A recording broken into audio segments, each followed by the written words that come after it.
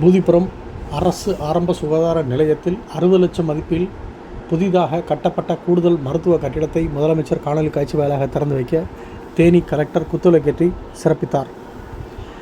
தேனி மாவட்டம் போடிநாயக்கனூர் வட்டம் பூதிபுரத்தில் செயல்பட்டு வரும் அரசு ஆரம்ப சுகாதார நிலையத்தில் 60 லட்சம் ரூபாய் செலவில் புதிதாக கட்டப்பட்டுள்ள கூடுதல் மருத்துவ கட்டிடத்தினை காணொலி காட்சி வாயிலாக சென்னையில் தமிழ்நாடு முதலமைச்சர் ஜோசப் விஜய் திறந்து வைத்தார். இதனைத் தொடர்ந்து தேனி மாவட்ட ஆட்சித்தலைவர் மருத்துவர் வைத்தியநாதன் நேரில் பார்வையிட்டு குத்துவிளக்கு ஏற்றி வைத்து சிறப்பித்தார். இந்த நிகழ்ச்சியில் பூதிபுரம் பேரூராட்சி சேர்மன் கவியரசு மற்றும் மருத்துவர்கள், செவிலியர்கள் என ஏராளமானோர் நிகழ்ச்சியில் கலந்து கொண்டு சிறப்பித்தனர்.